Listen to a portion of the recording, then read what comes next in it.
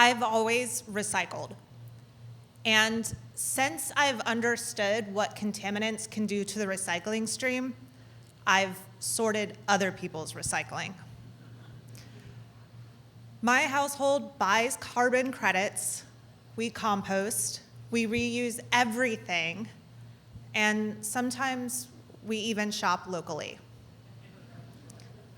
This was my entire relationship with the environment, striving to be less destructive and quantifying my actions. In the spring of 2021, I was working 70-hour weeks for a company that went from nothing to $400 million in revenue in 2 months. I started at a scrappy startup, and it was a bank. And the founder sat down with me to talk about the next phase of the company where I couldn't swear as much or show my pink hair on Zoom calls. And he asked me what type of role I was interested in. And the only thing I really knew was that I wanted to go outside. So I did, and I left, and I spent the next month tearing down an old shed in our backyard and repurposing the wood into a garden. And during that time, I read Braiding Sweetgrass by Robin Wall Kimmerer. The book is a collection of essays about people's relationship with the natural world. As a university lecturer, she asked her students to rate their understanding of the negative impacts between people and nature. And the results were nearly unanimous. Everyone agreed that humans and the environment are a bad mix. We are all familiar with pollution, climate change, and the loss of natural wildlife habitats. Later in the survey, she asked her students to rate their knowledge of positive interactions between people and nature. And the median response was none. We see the negative effects that we have on the environment every day, and it clouds our ability to see the opportunity for good. This awakens something within me. Rather than just striving to be less destructive, I could have a personal relationship with and positive impact on the natural world. When we think about nature, we often think about it in obvious places: parks and forests and farms. But for me and my journey, I wanted a space that I could know intimately. So I started in my own backyard, and front yard for that matter. My awakening came at a time when I was reevaluating my life and my career, which ultimately led my family moving from Austin to Chattanooga. I was quickly exhausted with the home search, and we bought a house that we had only seen on FaceTime, which is not something that I would recommend. One of my big requirements was that the home didn't have an HOA, which is important to this process. There are so many things you can do to have a positive impact on the environment, and a lot of them are easier than the way that you're living now. Mow your lawn less frequently and support pollinators. Plant native plants that don't require frequent watering. Don't rake your leaves in the fall, but allow them to compost and provide nutrients to the soil. You'll get more fireflies that way too. But for me and the house that we bought, it needed something a little bit more. Every time it rained, we would get huge standing puddles of water in our backyard. That would last for days. Our dog would track all of that mud into the house, and it was a breeding ground for mosquitoes. So we called a local permaculture company. Landscaping is just about aesthetics, Permaculture is about creating a sustainable and lasting effect that works with the environment.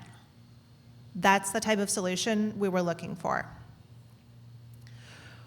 We put 3 rain gardens into our backyard. They started as huge trenches, 2 or 3 feet deep, and then the holes were filled with a combination of soil and compost and sand. Native plants were planted on top. The only watering they get is through precipitation, and they thrive. While we were at it, digging the rain gardens, we thought we should take care of a few other problems, like the grass. Grass is not native, and non-edible, non-native, grass is the largest grown crop in the United States.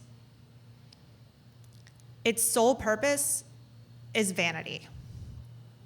We spend time on chemicals and fertilizers. We spend money on chemicals and fertilizers, and we spend time trying to maintain it all through this maniacal vigilance that is in defiance of ecology. That's not how I want to spend my resources, and even if it was, I'm allergic to grass.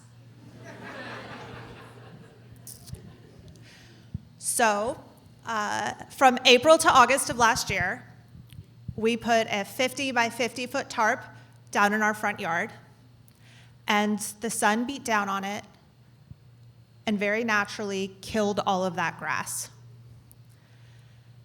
This created space for wild violet and other native plants to grow in as ground cover.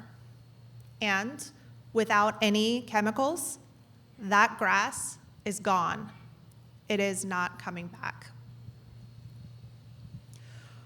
We also like the idea of growing food, so we have a small garden in the front yard.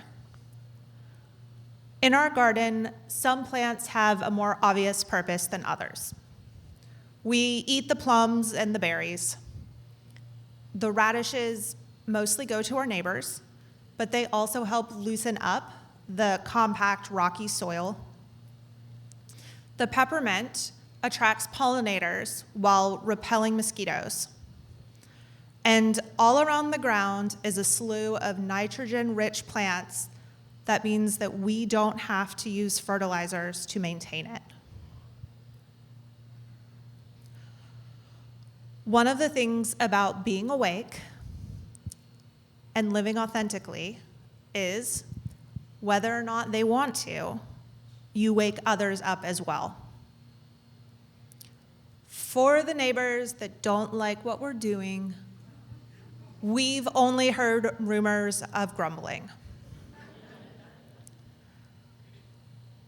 A lot of neighbors approached us with questions and curiosity. I obviously love talking about this. But our third group of people is our favorite. They saw the tarp in our front yard and they knew exactly what we were doing. They had always wanted to get rid of their grass, and they were so excited to welcome us to the neighborhood. For this group of people, we inspire them to have their own awakenings and their own positive relationships with nature. They let their grass grow a little bit longer in the spring, or dug up parts of their yard to plant wildflowers. My awakening, this pursuing a positive relationship with nature, has changed the way that I live. It is an exercise in patience. We are waiting on nature and the seasons for things to thrive and grow. It will be a few years before our yard is green again. Ecosystems thrive in biodiversity, so I collect seeds. I save seeds from the flowers that we love the most to try to plant them again next year. I've introduced different varieties of corn and peppers and beans to our yard. It doesn't always work. I've killed a lot of plants. And that's okay. I'm not worried about the short term when nature is playing the long game. I used to treat nature very delicately. I would garden despite nature, spacing out plants and watering them based on a schedule. Now I understand how resilient nature actually is, and I'm no longer just a person that has an effect on the natural world. I'm now part of that ecosystem.